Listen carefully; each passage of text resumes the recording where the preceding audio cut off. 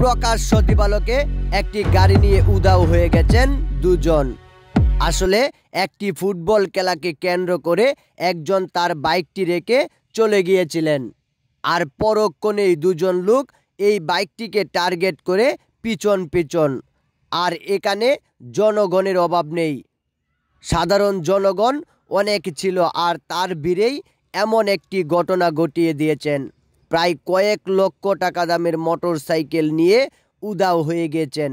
আসলে এদেরকে ধরা এখন আমাদের জন্য ফরজ হয়ে গিয়েছে, কারণ আপনার আমার শখের বাইকটিও কোনো সময় এমনভাবে অন্যের হয়ে যেতে পারে।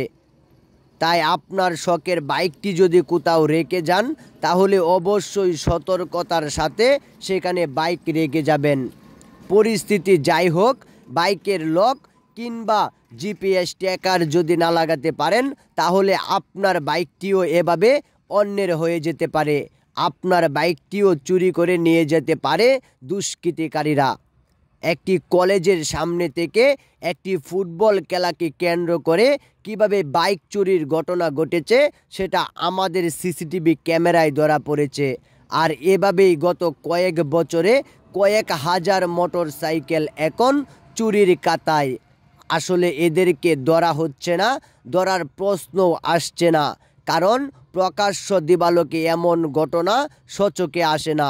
কিন্তু এবার তো তারা পড়েছেন ধরা, কারণ প্রকাশ্য দিবালোকে দেখা যাচ্ছে বাইক চুরিটা আসলে কিভাবে তারা সম্পূর্ণ করেছিলেন।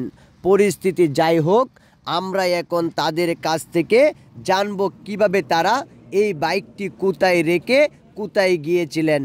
মালিক এসেছেন আর আমাদের কাছে বলেছেন, আমরা সিসিটিভি ক্যামেরা চেক করে দেখেছি কারা এমন ঘটনা ঘটিয়েছে।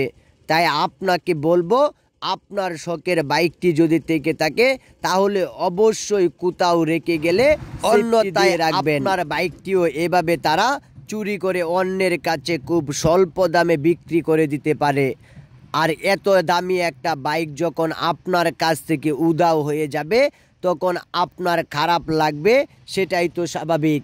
তাই আপনাকে বলবো, আপনার শখের বাইকটি আপনার কাছে রাখতে হলে অবশ্যই জিপিএস ট্র্যাকার কিংবা আপনি সেফটি দিয়ে রাখেন।